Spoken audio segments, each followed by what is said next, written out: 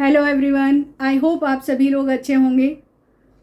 21 अप्रैल 2023 से लेकर 1 मई 2023 तक ललित कला अकादमी गढ़ी के प्रांगण में G20 waste to wonder art camp का आयोजन किया गया, जिसमें भारत के विभिन्न प्रांतों से आए 25 सम्मानित कलाकारों ने भाग लिया और अपने अद्भुत कला कौशल का परिचय देते हुए G20 सदस्य देशों के राष्ट्रीय पशु पक्षियों की 4 से 7 फीट की त्रिआयामी मूर्तियां यानी 3D स्कल्पचर्स बनाए, जो देखने में बेहद खूबसूरत है। इसके लिए देश और विषय का चुनाव, उपलब्ध कराए गए स्क्रैप में से अपने विषय के अनुरूप मटेरियल का चुनाव और तय समय सीमा के अंदर इसे पूरा करना अपने आप में बेहद थकाने वाला और चुनौती भरा कार्य था, जिसको न सिर्फ इन कलाकारों ने समय सीमा के अंदर पूरा किया, अपितु अपनी अद्भुत कलाकृतियों से सभी को अचंभित भी कर दिया। आपको जानकर खुशी होगी कि इन कलाकारों में 4 महिला शिल्पी भी हैं, जिन्होंने अपनी अद्भुत प्रतिभा और कलात्मकता का परिचय देते हुए इन कलाकारों के बीच अपना एक विशेष स्थान बनाया है। इनमें से 3 कलाकारों ने G20 विषय से हटकर सेल्फी पॉइंट्स डिज़ाइन किए हैं, जिसके लिए उन्होंने लोहे के साथ प्लास्टिक ड्रम, प्लास्टिक बॉटल्स व उनके ढक्कन, tin cans, polythene, polypacks, coconut shell आदि का उपयोग कर सुंदर कृतियां तैयार की हैं। इन कलाकारों ने अपनी उत्तम कृतियों द्वारा यह सिद्ध कर दिया है कि जिन चीज़ों को हम बेकार समझकर फेंक देते हैं, उनसे भी सुंदर मास्टरपीस बनाए जा सकते हैं। इस प्रोजेक्ट की थीम वेस्ट टू वंडर प्रधानमंत्री श्री नरेंद्र मोदी के विजन सस्टेनेबल फ्यूचर को ध्यान में रखकर चुनी गई थी। यह प्रोजेक्ट ललित कला अकादमी और NDMC का एक जॉइंट वेंचर प्रोजेक्ट था, जिसमें NDMC ने स्क्रैप मेटल व अन्य सामान उपलब्ध करवाया व ललित कला अकादमी ने विभिन्न प्रदेशों से इन कलाकारों का चयन कर इनकी मदद से इन मूर्तियों का निर्माण किया। मैं ललित कला की हृदय से आभारी हूँ, जिन्होंने मुझे इन मूर्तियों का वीडियो शूट करने व उसको आपके साथ शेयर करने की अनुमति दी। इसके साथ साथ इन कलाकारों और उनकी कृतियों की जानकारी भी मेरे साथ साझा की।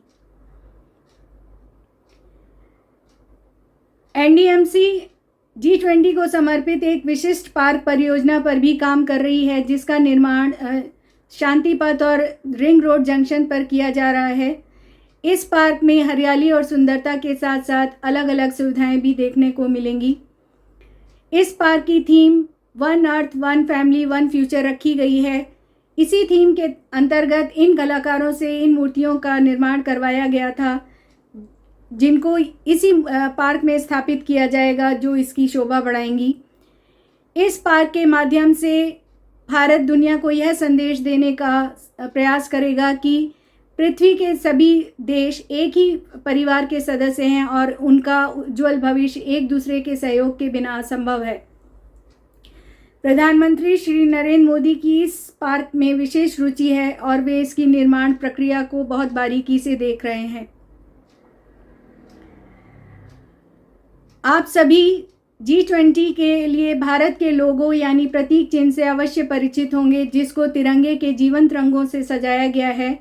इसमें पृथ्वी के साथ राष्ट्रीय पुष्प कमल को भी प्रदर्शित किया गया है, जिसमें पृथ्वी सभी लोगों के जीवन का आधार और कमल चुनौतियों के बीच विकास का संदेश देता है।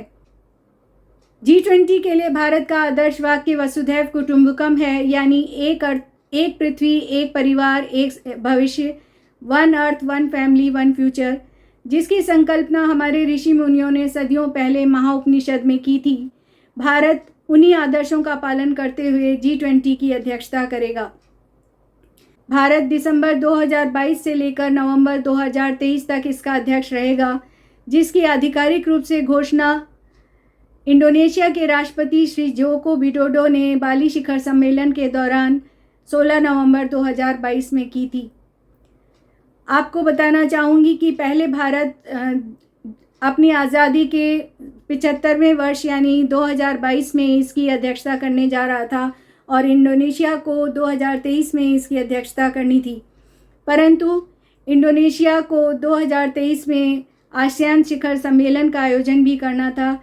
इसलिए इन दोनों देशों ने आपसी क्रम को बदला और इंडोनेशिया ने 2022 में और अब भारत 2023 में इसकी अध्यक्षता कर रहा है।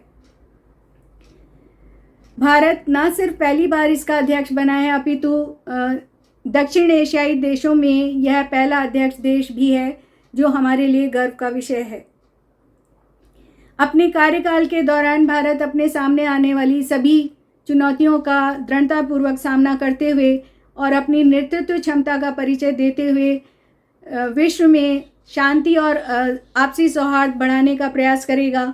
इसके साथ साथ सभी देशों के हितों को ध्यान में रखते हुए सभी के समग्र विकास के लिए उचित और आवश्यक कदम उठाएगा।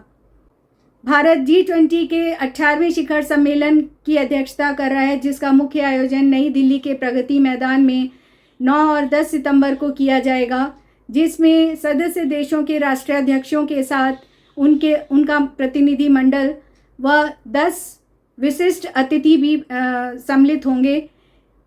इसके अतिरिक्त 14 अंतर्राष्ट्रीय संगठन भी इस कार्यक्रम में हिस्सा लेंगे। यह अब तक के G20 के सभी शिखर सम्मेलनों में सबसे बड़ा शिखर सम्मेलन होगा। भारत अपने कार्यकाल के दौरान 230 बैठकों का भी आयोजन करेगा, जिसमें विभिन्न प्रदेशों के 60 शहर भी इसकी मेज़बानी करेंगे। जब ये मेहमान इन आयोजनों में सम्मिलित होंगे तो वे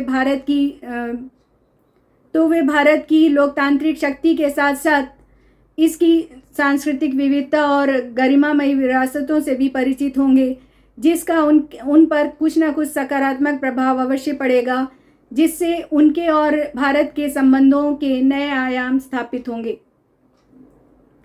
भारत अपने कार्यकाल को पूरा करने के उपरांत इसकी बागडोर ब्राज़ील के हाथों में सौंप देगा। अब मैं थोड़ी सी जानकारी G20 के विषय में देना चाहूँगी। G20 यानी ग्रुप ऑफ 20, यह 19 देशों और यूरोपीय यूनियन का एक संघ है। यूरोपीय यूनियन के अंतर्गत 27 यूरोपीय देश आते हैं। इसकी स्थापना 26 सितंबर 1999 में की गई थी। इसका मुख्यालय मैक्सिको में है।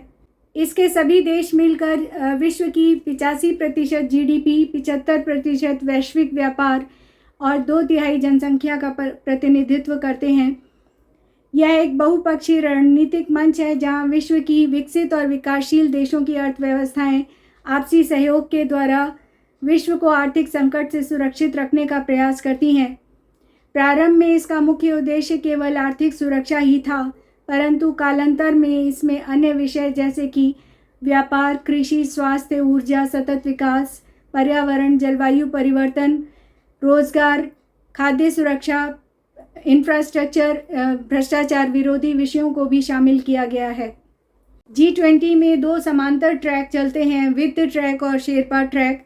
जैसा कि नाम से ही पता लगता है कि वित्त ट्रैक के अंतर्गत सदस्य देशों के वित्त मंत्री और उनके सेंट्रल बैंक के गवर्नर आपस में मिलकर अर्थव्यवस्था संबंधी विषयों पर बातचीत करते हैं।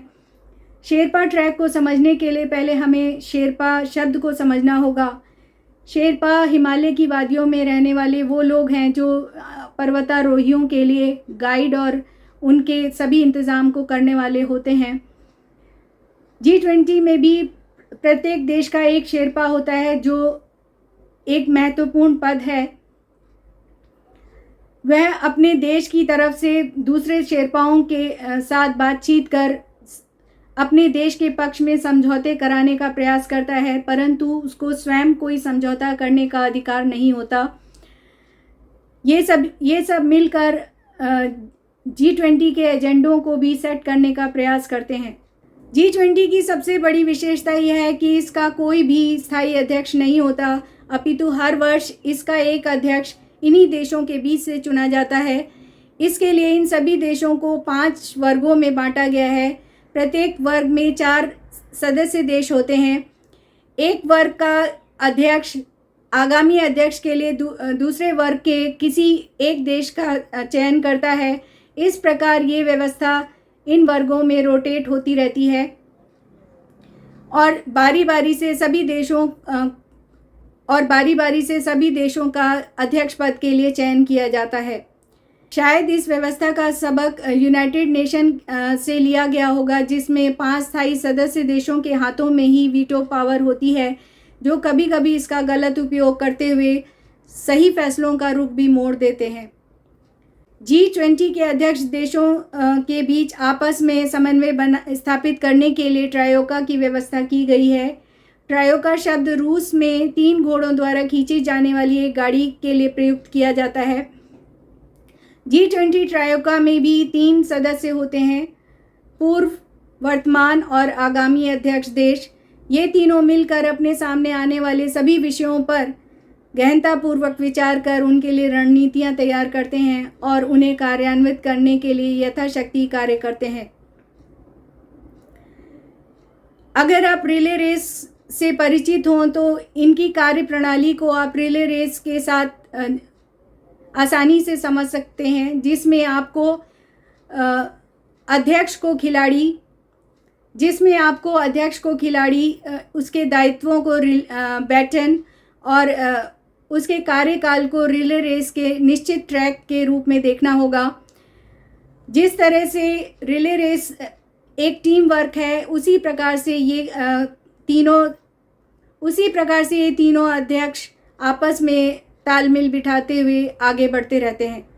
इस साल ट्रायोका के तीनों देश यानी इंडोनेशिया, भारत और ब्राज़ील विकासशील देशों की श्रेणी से आते हैं और ये विकासशील देशों के सामने आने वाली सभी चुनौतियों से भली प्रकार से परिचित हैं, अतः इनसे अपेक्षा की जाती है कि ये इनके निवारण हेतु यथासंभव कार्य करेंगे। अंत में मैं आशा करती हूँ कि भारत इसके अध्यक्ष पद के दायित्वों का ठीक से निर्वहन करते हुए इस पद की गरिमा को और बढ़ाएगा और विश्व में उसका एक विशिष्ट स्थान बनेगा। इस सम्मेलन की सफलता की कामना करते हुए मैं उन सभी नागरिकों का विशेष रूप से अभिनंदन करती हूँ जो इसको सफल बनाने के लिए निरंतर कार्यरत हैं और जिनके अथक प्रयासों के बिना इसकी सफलता असंभव है। भारत आपके अमूल्य योगदान के लिए हमेशा आभारी रहेगा। धन्यवाद। जय हिंद। वंदे मातरम। आप सभी कलाकारों को आपकी कला की सुंदर अभिव्यक्ति के लिए बधाई।